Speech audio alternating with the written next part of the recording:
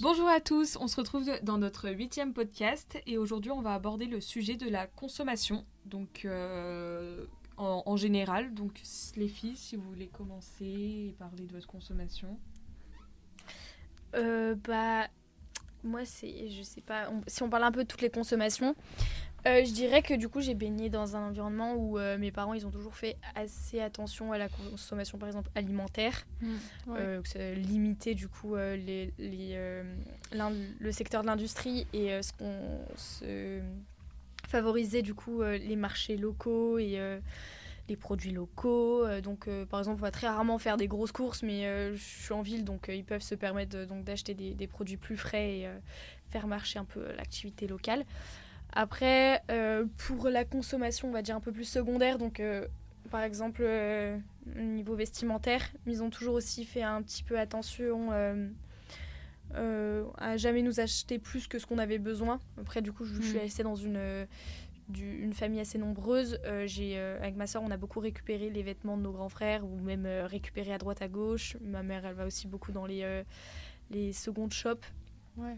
Pour du coup les vêtements d'occasion. Donc j'ai quand même baigné dans un environnement où on a limité la consommation. Et après du coup moi maintenant ça m'a un petit... Bon en fait pas du tout. Maintenant moi par exemple vestimentairement parlant je limite pas. Je me fais plaisir en vrai autant que je le veux. Je réfléchis jamais par rapport à... égoïste un peu, je réfléchis jamais ah non j'ai déjà j'ai pas besoin de ces pantalons là parce que j'en ai déjà, si ça me plaît je prends. Et au niveau de la nourriture j'ai quand même gardé ce truc où je mange, j'aime bien manger frais etc, mais après c'est une question aussi économiquement. Ouais. Du coup je vais pas, même au niveau des vêtements je vais pas pouvoir acheter plus que ce que je veux, mais c'est par rapport à l'argent, c'est pas par rapport à mon envie. Et au niveau de la bouffe, c'est pareil. C'est parce que je suis étudiante et que j'ai pas ce qu'il faut. Mais si je pouvais, je m'achèterais des choses sans, je pense, réfléchir vraiment à l'impact.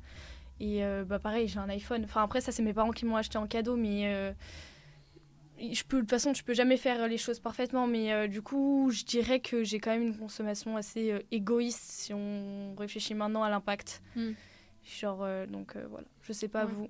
Bah, c'est vrai que moi, pour le coup, un peu pareil, quand j'étais jeune, mes parents faisaient très attention à tout ce qui était alimentaire. Et puis en plus de ça, ayant des parents qui ont travaillé dans la restauration, ma maman n'y travaille plus, mais mon papa, il travaille toujours en restauration. Donc il fait ultra gaffe sur ça.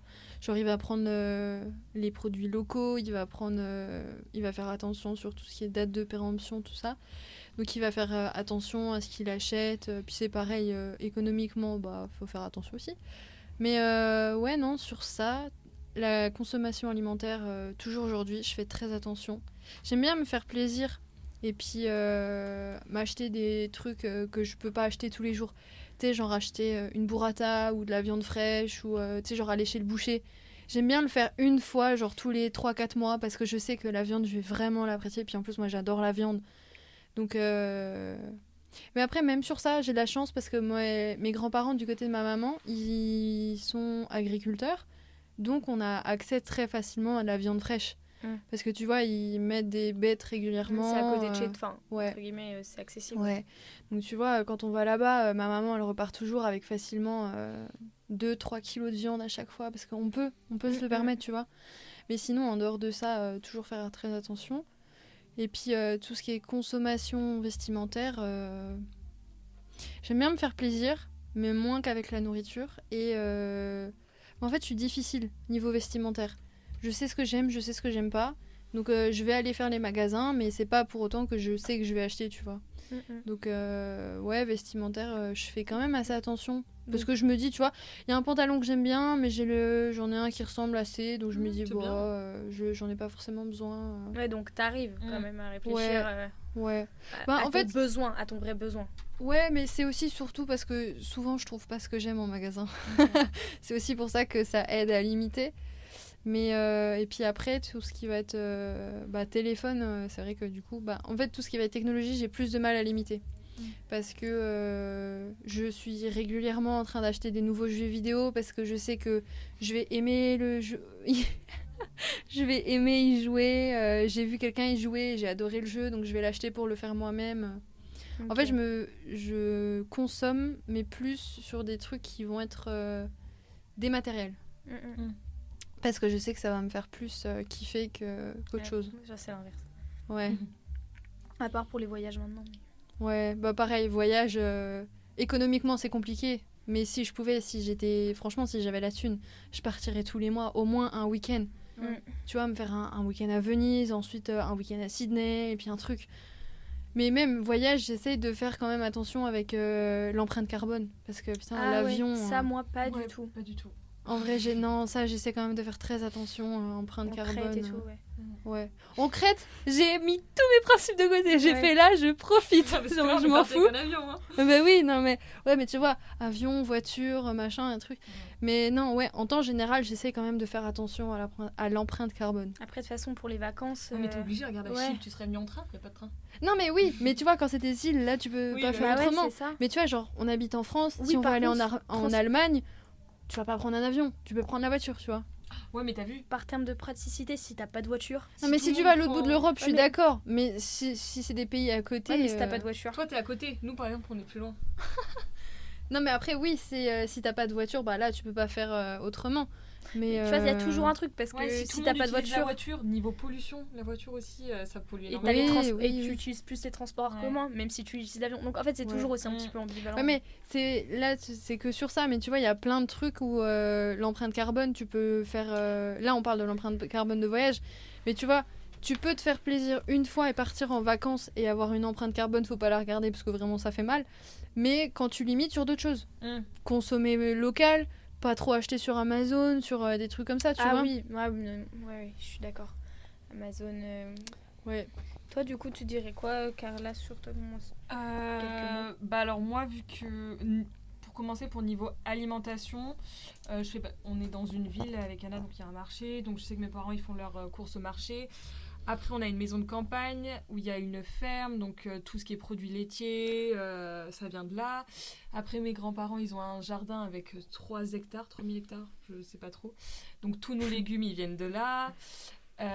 Pour ce qui est de la viande, j'habite pas très loin d'un village où il y a une ferme, donc ma mère, elle achète tout en gros la viande là-bas. Donc... on achète au niveau local, pas vraiment dans les magasins, à part pour si c'est acheter des pâtes, enfin tous les trucs comme ça, les yaourts, enfin non parce que les yaourts on les achète à une autre ferme aussi. Mais pour ce qui est alimentation, très local parce que après mes parents aussi ils ont plus les moyens que moi, parce que là par exemple avec Anna on est en colocation et les courses on les fait... Enfin, on fait pas des trucs locaux, on les fait à Lidl ou à Alpha Mega, quoi. C'est aussi... Après aussi, ici, il n'y a pas de marché. Enfin, c'est une question aussi... Peut-être qu'il y a des marchés, mais qu'on les connaît pas. Ouais, on va essayer de rentrer une fois dans un marché. Oui, on est vite parti. Non, mais oui. Ouais. Du coup, ils font aussi attention. Oui, c'est ça, plus attention. Mais parce qu'après, nos parents ont les moyens aussi, c'est pour ça. Ouais, ils peuvent. Et sinon, après, niveau vestimentaire, là, je pense que je suis égoïste parce que je vais à Zara, Bershka, Stradivarius, Pull&Bear, tous les magasins. Les chaînes de magasins. Ouais, toutes les chaînes de magasins qui sont faits au Bangladesh, où il y a plein de gens qui meurent, je sais, pour ces habits. Mais depuis que je suis arrivée à Chypre, je vais dans les magasins de seconde main, la plupart du temps. Donc j'essaye d'être moins égoïste comme ça, surtout que depuis que je suis petite, les habits, je les ai récupérés des collègues des filles des collègues de ma mère, donc j'ai toujours eu un peu les habits des autres. Moi je pouvais pas faire ça, j'étais la première, du coup on m'a acheté des vêtements à moi et puis c'est ma soeur qui récupérait les fringues. Moi aussi j'étais la première, mais en gros, par exemple ma mamie, elle travaillait... Par contact. Ouais c'est ça, par contact. Ouais mais moi j'étais la première de tout le monde en fait. C'est ma maman qui a eu J'étais la première enfant de ma famille du côté de ma maman.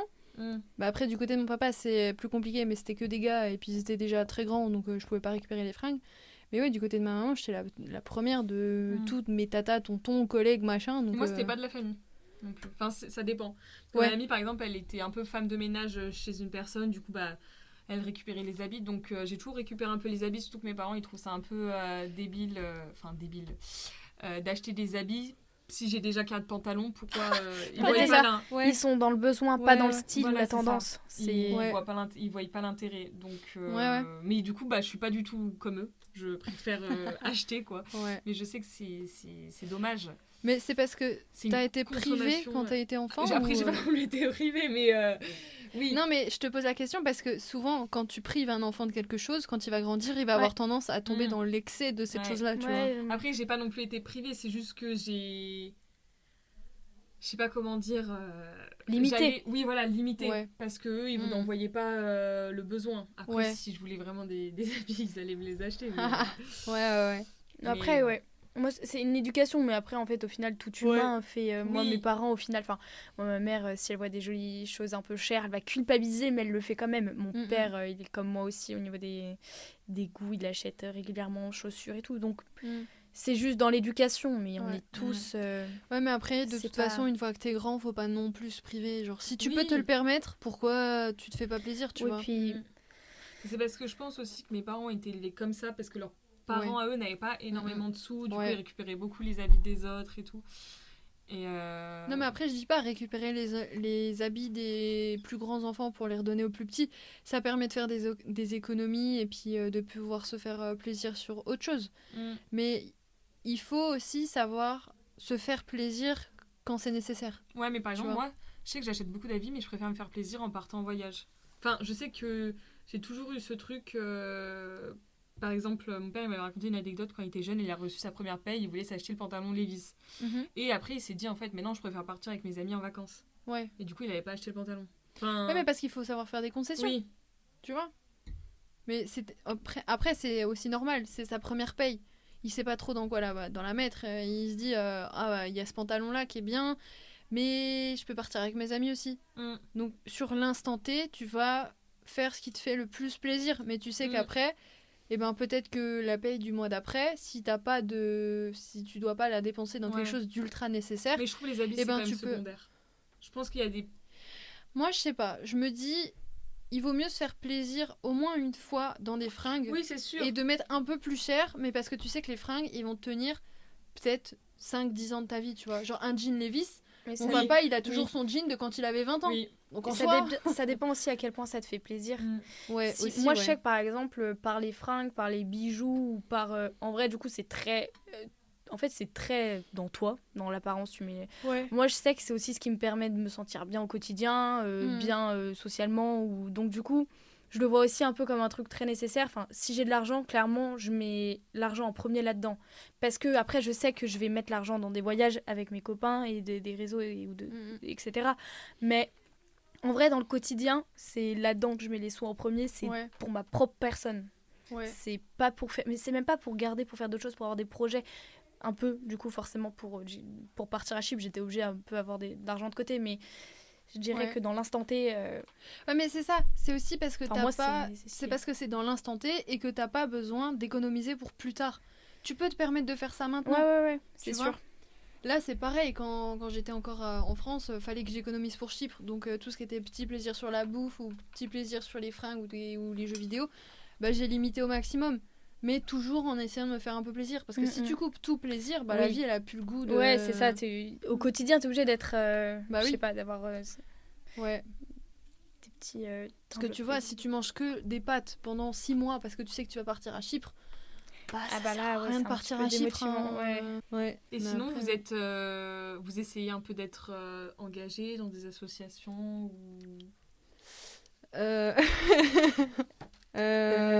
C'est une bonne question. Non. Honnêtement, non. C'est là aussi, moi, je dis que je suis un petit peu égoïste, mais après, je pense aussi à un manque, pas de maturité, un petit peu. Un manque. Je suis pas. Non, mais parce que je pense que j'ai pas encore la conscience assez. Ouais, en fait, on est encore jeune, mais en même temps, c'est quand t'es jeune que t'es censé un peu. Bouger les choses. Ouais. Et non, en vrai, non, je suis pas engagée. Après, j'ai des principes, on va dire, des principes sur certaines choses. Par exemple, je commande très rarement en livraison. Je fais jamais j'ai commandé avec ma sœur une fois il y a 4 ans sur Shein, et après je limite, on va dire. Mais t'as vu par exemple on commande sur Pull&Bear, des trucs comme ça. Ouais, je limite, on va dire, les commandes. Si on parle en termes d'action de ce que j'essaye de faire, c'est limiter les commandes. Dès que je peux, j'y vais en magasin, mais bon, j'achète quand même. Et après, je regarde un peu par curiosité dans les second shops, mais j'achète très rarement. Ouais. Et non, je me contente pas trop de limites. C'est ce que je disais, si ça me plaît, je vais pas me poser la question. Et si c'est dans mes prix, je me pose pas la question de l'impact. Vraiment zéro. Mais en vrai, dans les second shop, je suis sûre j'ai fait des économies de malade parce que ça coûte que 1 euro. Et en vrai, si tu fouilles bien, je pense qu'il y a des trucs pas mal. C'est ça, c'est que c'est juste dans les second shop. En vrai, c'est pas donné à toi comme Zara sur des belles penderies, des belles lumières qui font que ça met bien en valeur la couleur. Mais en fait, le produit peut être le même. Vraiment. Mon frère, il achète tout sur Emmaüs. Il me juge à chaque fois que je vais chez Zara parce que lui, ça fait 4 ans qu'il a arrêté d'aller dans les magasins. Que chez Emmaüs, que des trucs de second shop. Et en vrai, je trouve qu'il s'habille hyper bien, quoi.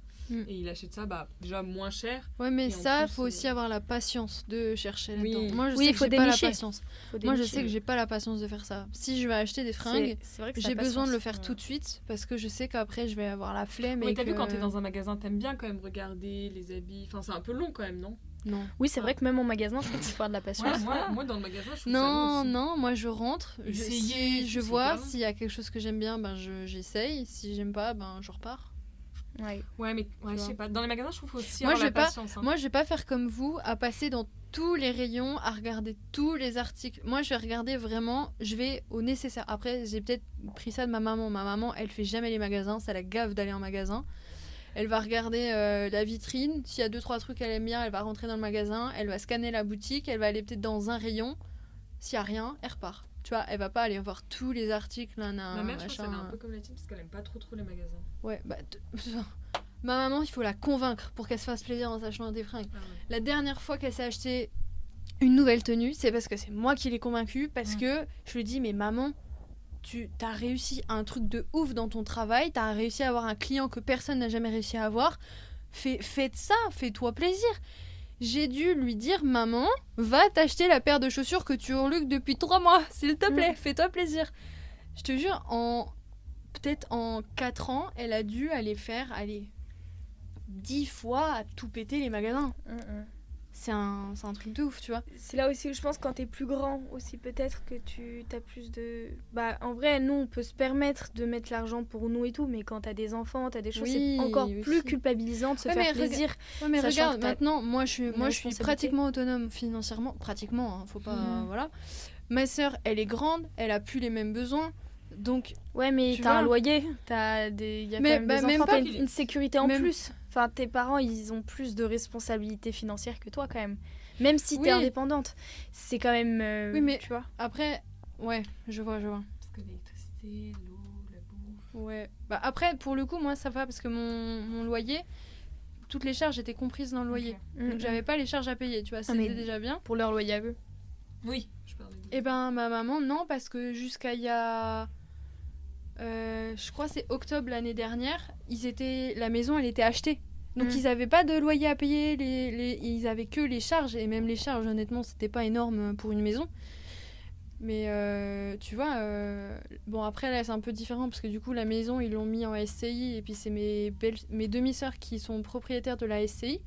Donc ils payent maintenant un loyer tous les mois, mais le loyer il est minime par rapport à la maison qu'ils ont, tu vois. Donc... Mais après, oui, de toute façon, faut toujours prioriser l'argent. Mais si tu te fais pas plaisir, ça sert à rien non plus de vivre, quoi. Oui, je suis d'accord, il faut se faire plaisir dans la vie. Ouais. Ouais, et puis je pense que c'est un rapport en vrai avec... ouais. Où tu vois l'argent, la sécurité du... Enfin, tu parlais de fait d'être privée. Moi, je sais que ma grand-mère, elle avait droit à rien quand elle était petite. Maintenant, maintenant, elle voit l'argent comme la liberté. Donc, du coup, consommation, elle va faire attention zéro. Elle a 3 Thermomix, alors qu'elle nous en a déjà passé 2. Enfin, elle a 4 grille-pains, parce qu'il y a un truc qui va pas marcher, elle va dire qu'il est cassé, alors que... Donc du coup, maintenant, elle voit l'argent comme une liberté de confort et tout. Donc c'est comment aussi tu vois ça, alors que mes parents, enfin eux, ils voient l'argent comme, je sais pas la liberté, mais parce qu'ils sont pas dans les économies, ils voient pas ça comme de la sécurité. Ils se font plaisir, tu vois. Mais... Donc ça, c'est aussi un rapport à ça aussi. Je pense qu'il faut se faire plaisir. Après, bien sûr, il faut garder un peu avoir quand même une sécurité.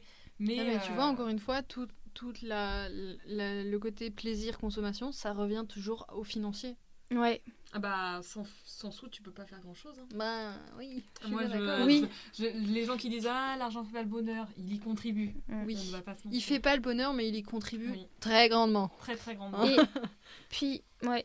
Et puis pour moi, par exemple, je connais une personne qui est très, très éco-responsable, qui fait attention à tout, qui est végane. Du coup, on n'a pas parlé de la consommation alimentaire, là, mais végane et tout.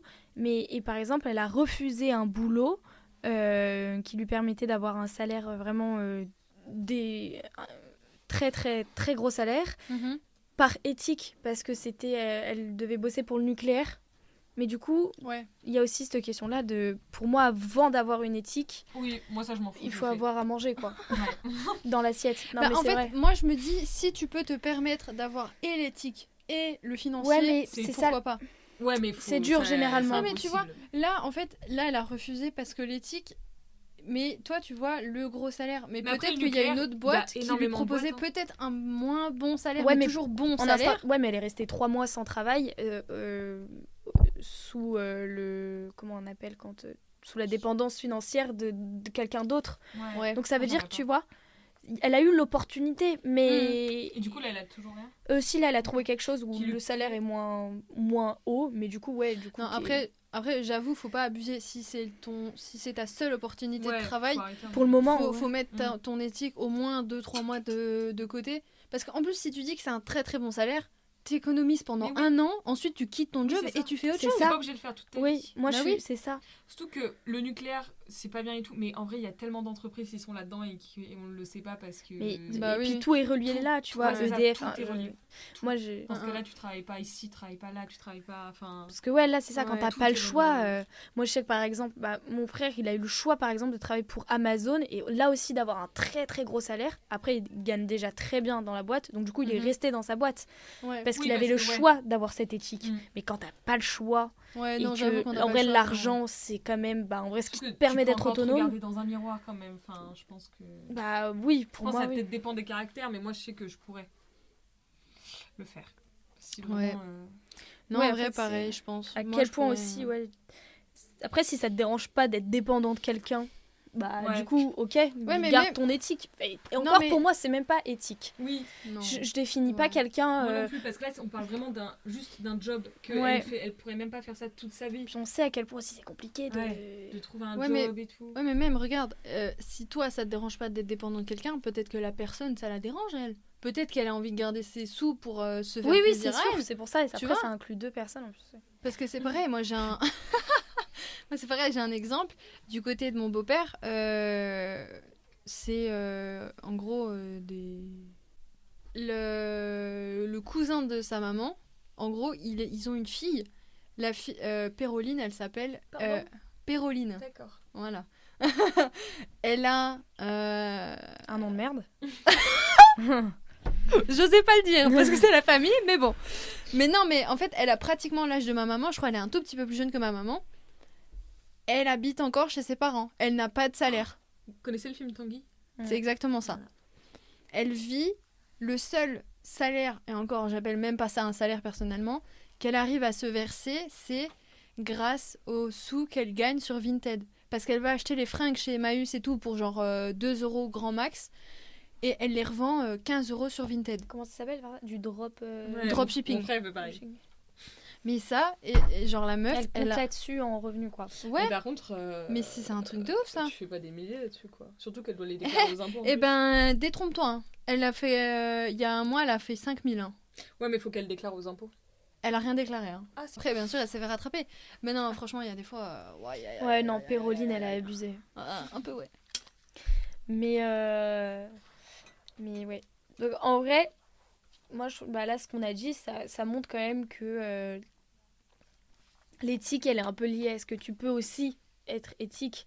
Comme on parlait, nos parents, du coup, ils peuvent acheter des produits locaux parce qu'ils peuvent se le permettre. Donc, c'est pas si facile que ça, en vrai. Donc, en vrai, moi, l'éthique, je pense, faut y faire attention, mais que si tu peux te le permettre à 100%. Ouais. Puis... on a vu plein d'exemples aussi dans... On a vu plein d'exemples en cours, mais aussi, genre, maintenant, c'est quand même devenu un argument de vente marketing. Genre, il y a eu plein d'histoires de greenwashing, Enfin, maintenant, ça te donne... T'as des de grandes chaînes et tout qui te donnent bonne conscience d'acheter parce que c'est avec un arbre, c'est revendu à 10 enfants du Burkina, alors qu'en fait, bon... C'est aussi dangereux. Moi, je trouve des fois le mot éthique, il est à prendre un peu avec des pincettes. Ouais. Bah, tout peut pas être appelé éthique. Hein. Non. Et puis, oui, c'est pour ça que moi, c'est pas parce que t'es végane et que tu fais super gaffe que t'es quelqu'un d'éthique. Ça veut rien dire. C'est pas. Ça veut dire quoi, éthique? Ouais, c'est ça. Je suis complètement d'accord. T'es pardonné de tout. Bah, non, c'est pas. Donc, voilà, je sais pas si vous avez quelque chose à rajouter. Non, moi, ça va. Et toi, Chloé? Bah, écoute, non, j'ai pas. Peut-être Péroline. Écoute, je vais l'appeler. Je vais passer un coup de fil. Je vais dire alors, Péro, comment ça va? Ouais. Donc, voilà, je pense qu'on peut clôturer ce podcast et puis on vous dit à la prochaine. Merci. À la prochaine. Au revoir. Au revoir.